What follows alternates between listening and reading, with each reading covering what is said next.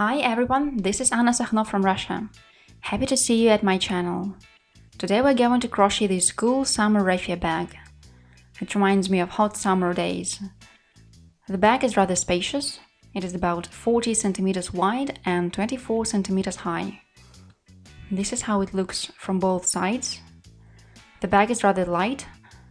You may also complement it with a liner, or you might also wish to add snap fasteners to back and front sides and fasten the bag.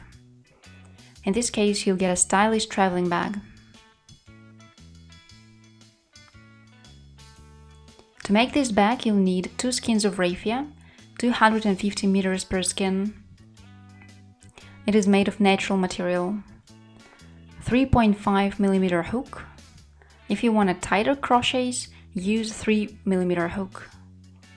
For my bag, I'm also going to use a reinforcing base. The base is 29 centimeters long and 2.5 centimeters wide. If you like my channel, please subscribe and tap the bell icon to get notified about my new free tutorials. If you want to thank me and contribute to the channel's development, you may wish to donate through PayPal. You'll find a link below. I use your donations to translate my tutorials into English. Thank you for your support. If you don't have such a ready-made base, fast forward this video and later I'll show you how to crochet the bottom. First, insert the hook into the cornermost square, pull raffia out,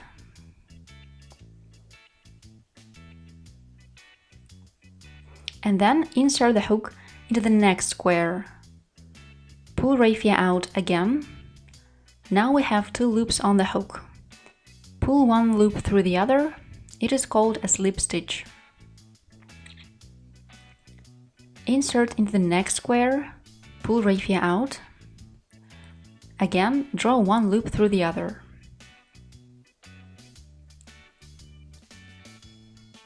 You should get a pattern that resembles a braid. Keep on crocheting in a straight line until you reach the opposite side.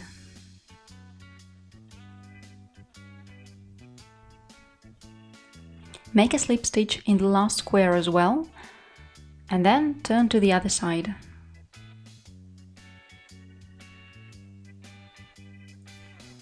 Move on to the next corner, making the same slip stitches.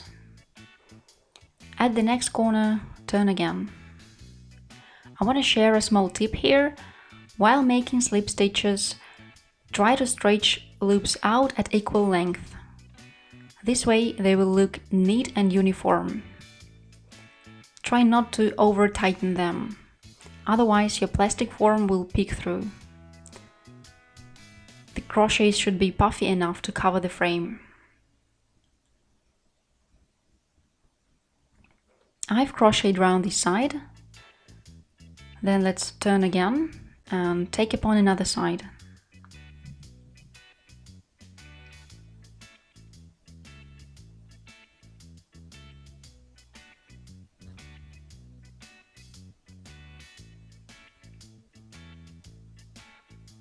Here we've reached our first slip stitch. Insert the hook into a square below it and start crocheting this row. Thus you should simply crochet in spiral order and cover the whole frame. Crochet row after row, moving on in spiral rounds like this until you reach the center.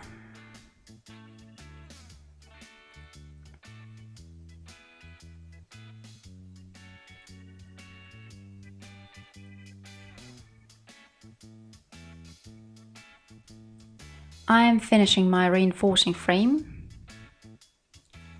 After you make your last stitch, and this is how it looks, you need to cut the thread. Stretch it out and draw to the back.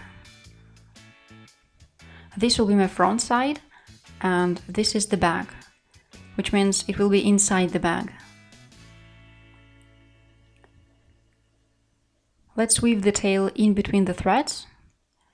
I had to cut my thread, that's why I have this note here. You should not have it. If you don't have a frame, let's crochet it ourselves with a double thread. I took a thread off the center and the edge of the skin. If you wish, you may unpack 2 skins at once, but be ready that threads might get tangled. Anyway, you need to be attentive and untangle the threads from time to time. Cross the threads and make a first stitch. This is how it looks, and start making chain stitches. We'll crochet in turning rows. This is a very easy pattern. It should be of similar size to the frame, 29 and 9.5 centimeters. During the process, chain stitches tend to stretch out. That's why we need to make several stitches in order to calculate the right amount. You need to calculate how many chain stitches you need based on your raffia and your stitch density. Make a sampling piece. 10 chain stitches wide. It should be 7 to 10 rows. 7 to 10 rows high. Then measure its length. This will give you an idea how much 10 stitches in terms of centimeters. How long this is. And based on this information, you'll be able to calculate how many chain stitches you need in order to make a bottom of 29 centimeters long. As for the width, it's easier. You may figure it out during the process. You can always add additional rows to get the desired width of your bottom. I'll give you an example of my calculations. 10 chain stitches of mine equal 6 centimeters. I need a bottom that is 29 centimeters long. So I divided 29 by 6 and got 5. So I multiplied 10 stitches by 5 and got 50. So I need to make 50 chain stitches to get the right bottom. I've made a chain of stitches, and now let's go in the opposite direction and make single crochets. Do not crochet the last stitch, it serves as the turning chain that lifts us to the level of the second row. Insert the hook, pull raffia out. There are 2 loops on the hook now. Crochet them together. This element is called a single crochet. Insert the hook into the next stitch, pull raffia out, crochet 2 loops together on the hook. Go on like that until the end of this row. Crochet each stitch one by one. I almost finished the first row. It became a bit twisted. I'm making a single crochet out of the first chain stitch that we've made. Let's tighten it up a bit. And now make a turning chain to start the third row and make single crochets in the opposite direction. Do not crochet this outermost stitch of which we've just made a turning chain. Insert the hook into the next one and go forward. I keep on adding rows until the bottom is about 10.5 centimeters wide. But of course, this depends on your stitch density. My piece is about 9.5 centimeters wide. It is similar in size to the reinforced bottom I crocheted using a ready-made frame. If you don't want to calculate yourself, you may also try to make 50 chain stitches and crochet 10 rows. You'll probably have the same dimensions. I used a double thread and 3.5mm hook. To get a similar bottom, you also need to work with double thread and use a hook of the same size. Once the bottom is ready, we have to crochet it round with single crochets. And only then we'll get to the main pattern of the bag. I'll start to show on the frame. If you crochet the bottom yourself, if you don't have the frame, please fast forward to the part where I demonstrate how to crochet around a regular bottom. Turn the frame face up towards you, insert the hook into the corner of your bottom, but in fact you can start anywhere you want. This will be a seamless pattern anyway, so it doesn't matter. Pull raffia out, crochet 2 loops on the hook together, then insert the hook into the corner slot again. we're going to make 2 single crochets out of it in order to smooth the corner out. It shouldn't be too sharp. Then insert the hook into the next slot. Put the tail on the frame in order to weave it in between the stitches. In this case, you won't have to hide it after you finish your work.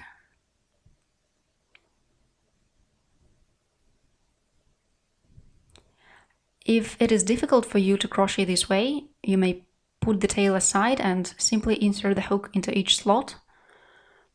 You'll be able to weave the tail in the back side after you finish your work.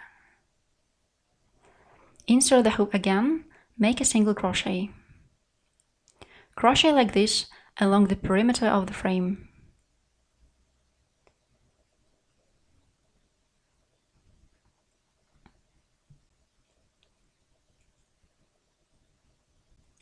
If you have never crocheted with raffia before or have not seen my raffia tutorials, I can now share some tips on how to make single crochets that are puffy and not too tight, with relatively small slots between them.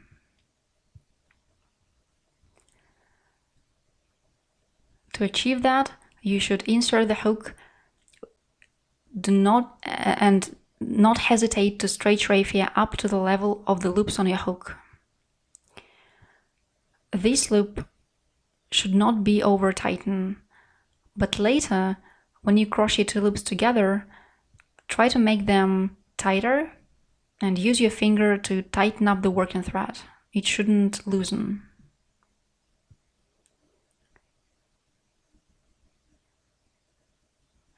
If you don't tighten it up, after a while it will become too loose and you'll get holes between your crochets.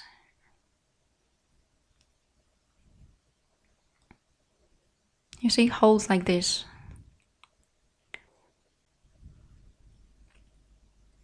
That's why mind these loops that you get after crocheting 2 loops together. They should be tight enough.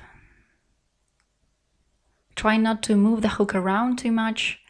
Yarn over using your hand and do not loosen the loops. If you follow these rules, your crochets will be puffy and holes between them will not be too big. Surely there will be holes, but they will look balanced. This crochet technique is applicable to all types of yarn: t-shirt yarn, cords, regular wool yarn, anything you like. But of course, if you want to crochet a super tight work using already stretched yarn, you should make very tight crochets and do not stretch the thread out too much.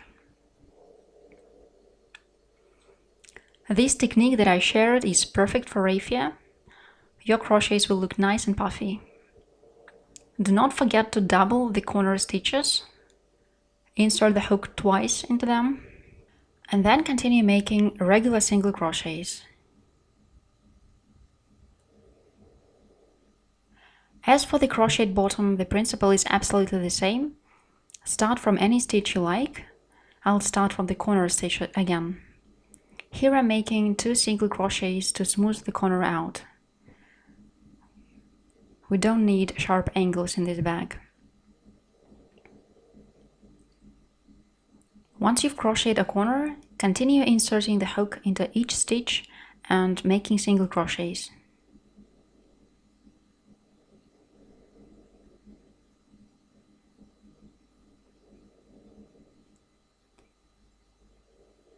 The crocheting principle is the same. I've reached the first stitch that we've made, and now let's join the beginning with the end. This is normally done using the tail. Unfortunately, I haven't left the tail, that's why I'm going to use a separate thread. This technique is very useful if you accidentally tore the tail or in case you don't know how to join with the tail. You can simply take a separate raffia thread, mine is about 50 centimeters long, and with its help join the beginning with the end. However, this will inevitably leave another tail, additional tail. That's why it's better to leave a long tail prior to making a first stitch. I forgot about it myself. We weaved that tail in between the stitches of the first row, That's why now I have to use an additional thread. The last stitch is on my hook. It is half ready. I've already pulled raffia out, but haven't crocheted the loops together yet. I'll crochet them using a separate thread. Put the working thread aside and take the thread that you cut from the skin, which is about 50 centimeters long. Leave a short tail. It will be weaved in later. And crochet 2 loops together with the help of this thread. Draw the rest of the thread out. Tighten the working thread a bit. And again, use this cut thread. Insert the hook back to front into the first stitch that we made. Draw the thread to the back side of the bag.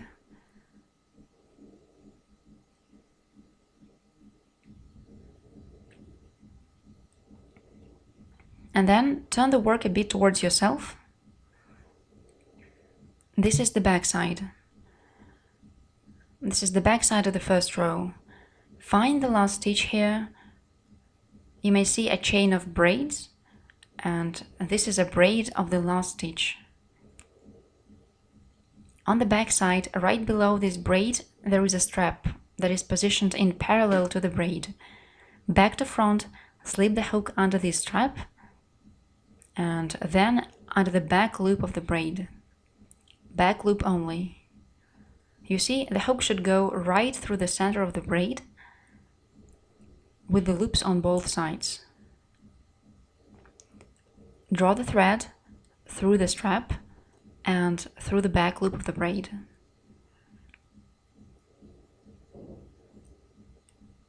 This way we've created another braid that looks exactly like the rest of the elements. These braids are what single crochets look from the top. So these are single crochets. I'm putting this tail in my right hand aside. I don't need it anymore. Now let's take the working thread that comes from the skin and move on to the first row of the walls. The pattern we're going to create resembles a spiklet or herringbone, but it's a bit simpler. If you have already tried this pattern and it seemed difficult to you, but let's try this version. It is less complicated. Insert the hook into the corner stitch, draw raffia out, form a loop, insert the hook into the next stitch, pull raffia out again, and crochet 2 loops together. Slip the hook under the left strap of the stitch that we've just made, then insert the hook into the next stitch and pull raffia out. There are 3 loops on the hook now. Crochet them together. Then slip the hook under the left strap of the stitch that you've just made. Insert the hook into the next stitch that we haven't crocheted yet. Here it is. Pull raffia out. Again, there are 3 loops on the hook. Crochet all 3 of them together. Once again, find the left strap of the stitch that you've just made. Then insert the hook into the next stitch, pull raffia out, crochet 3 loops together. This is a base element of this pattern. You need to repeat it throughout the whole work.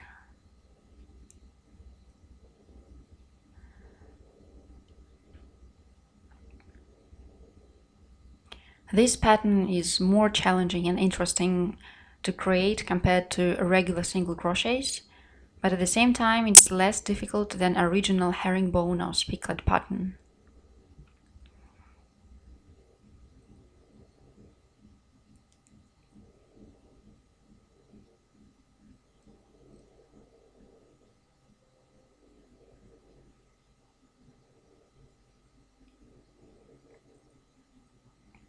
Here is what we get, our pattern. The stitches are tilting to the left. Now we've reached arguably the most interesting and challenging parts of the pattern, which is joining of the rows. I've crocheted the last stitch of the first row, and this is the first chain stitch that we made in the beginning of the row. Here it is, and this is the last stitch. To join them, insert the hook into the leftmost loop, then under back loop of this chain stitch. Pull raffia out, put the working thread aside, and take the tail that we used for joining of the previous row and use it to crochet 3 loops together. Draw the tail out. Tighten the stitch using your working thread, but do not make it too tight. Try not to over tighten it. Now we need to imitate a braid on top of the row.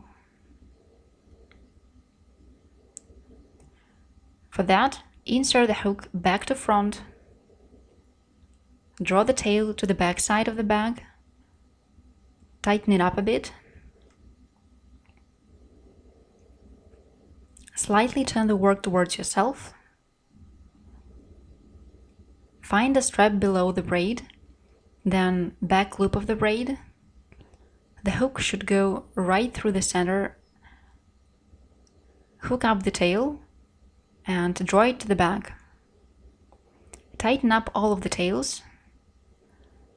This way we have imitated another braid on top of the row.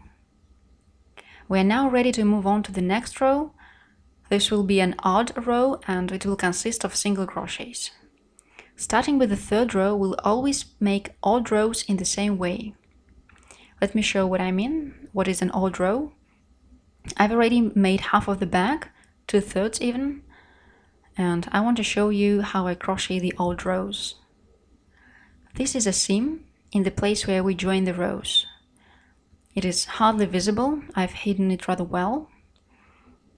I'm now starting a row that consists of single crochets. An odd row. Insert the hook into a stitch near the place of joining. Slip the hook under both loops of the braid, pull the thread and make a chain stitch. Insert the hook into the next stitch, again under both loops. Pull raffia out. There are 2 loops on the hook now, crochet them together. This way, simply make single crochets up until the end of the row. Slip the hook under both loops of a stitch, crochet 2 loops on the hook together.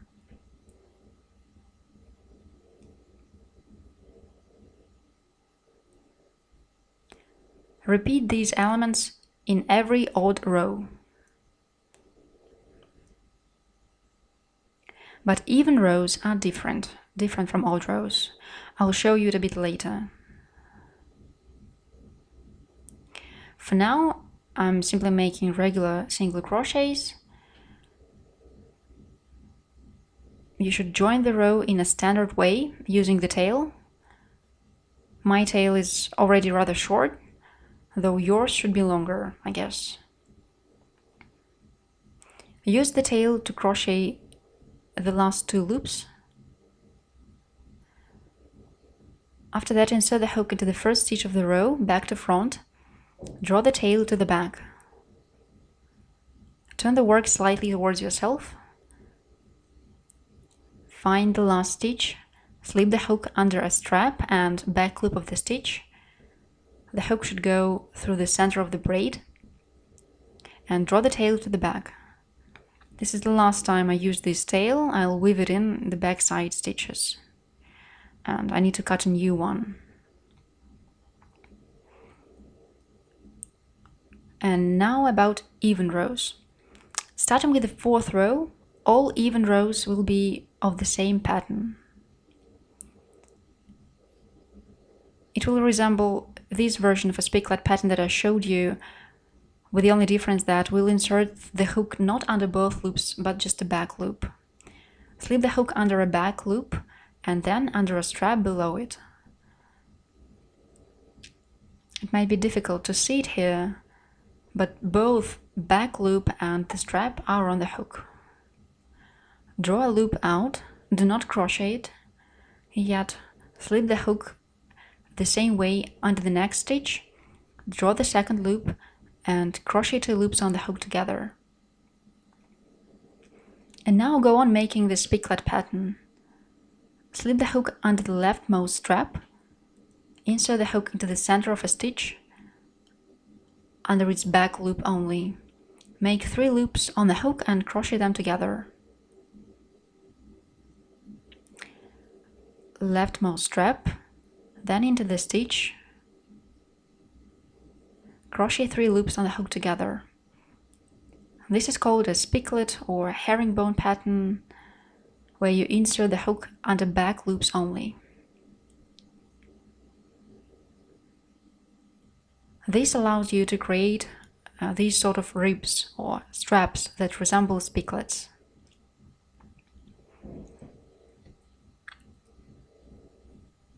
But it's not a standard piglet pattern because the elements are smaller.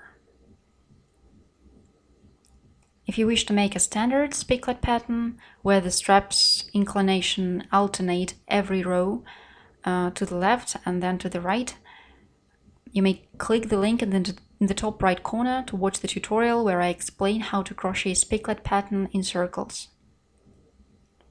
The pattern we are creating right now resembles the piglet, but it's much easier to make. So go on like that until the top row of the bag. You need to start creating this pattern from the 4th row. I simply showed you how it will look further on. Keep on crocheting until you get an optimal height of your bag. It should look balanced. Now let me show you how many rows I've made, how it's supposed to look. I've crocheted 35 rows with this pattern. The last row turned out with straps. The bag is very big, camera can hardly capture it all.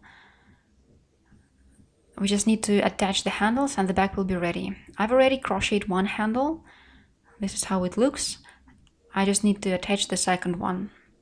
To attach a handle to the bag, you need to crochet around it and create a coating of stitches, with the help of which we'll attach the handle to the bag. The crocheting principle is very easy. We're going to make regular single crochets. Place the hook inside the handle, hook the raffia up, pull the working thread on the other side of the handle and make a first stitch. You may place this tail on the handle any side you want and make it hide. Make it hide in between the stitches on the handle. Till the hook down again. Do not make it go down all the way like that. Otherwise the stitch will stretch out and you won't be able to crochet tightly around the handle. That's why I simply tilt the hook down, leaving this loop on the hook as tight as possible. Yarn over, slowly lift the hook up, stretching the raffia beautifully on the handle, and crochet 2 loops together.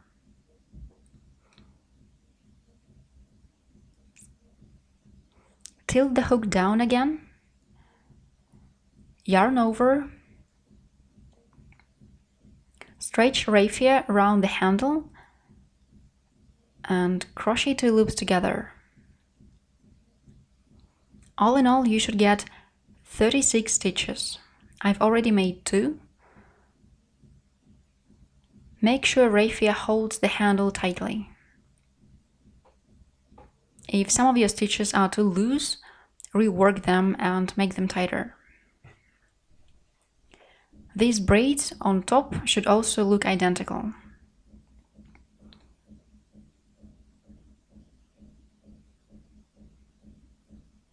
It's okay if threads are on top of each other, as long as we keep track of the number of stitches that we make. Using these stitches, we'll attach our handles to the back. That's why it's very important to get the right amount. The threads should be arranged nicely and neatly.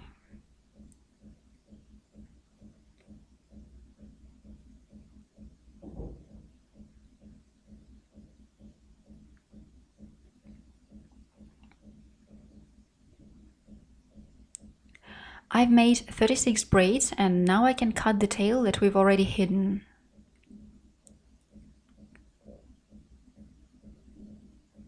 Pull the remaining loop out and start attaching the handles. We'll weave these tails on the back side a bit later, on the back side of the bag. Now this is the most interesting part. We need to determine the center of the bag relative to the bottom. Determine where the bottom center is and lay it upon the top. Use stitch markers to anchor the handle, and it should not move around while we are sewing it to the bag.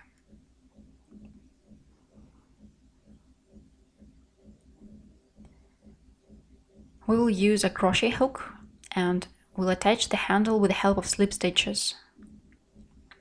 Turn the bag around. Take the working thread and insert it inside the bag. Hold it steady. Let's remove the stitch marker. Slip the hook under both loops of the outermost stitch and then poke it through the bag and hook up the working thread. Pull it to the front side, like this. Slip the hook under both loops of the next stitch. You may see it clearly here that the hook goes under both loops. After that, poke the hook through the bag and hook up the working thread. Draw it to the front side. There are 2 loops on the hook now. Let's make a slip stitch. Pull one loop through the other. This is a slip stitch. You should get another braid.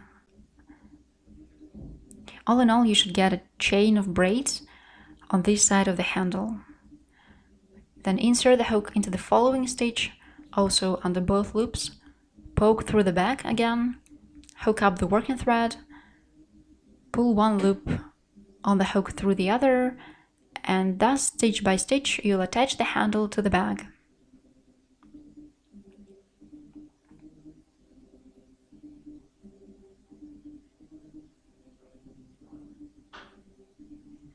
Once you've crocheted the handle to the bag, you may cut the thread and weave all the tails in the bag.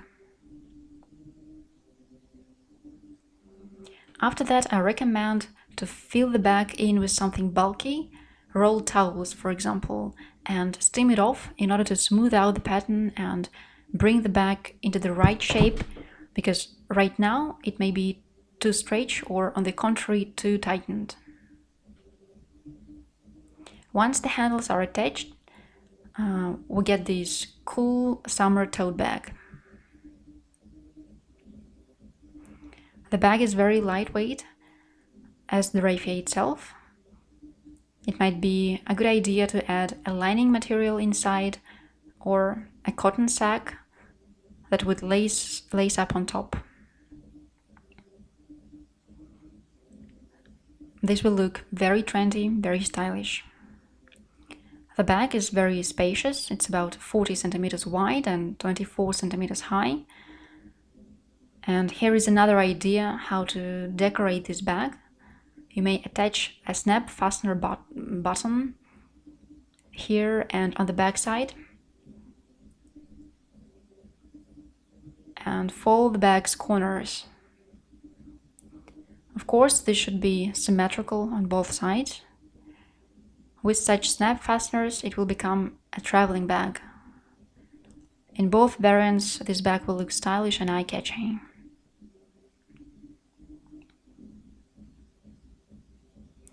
All of the materials required for this bag, including raffia, handles, and crochet hooks, are available in lentamania.ru online store.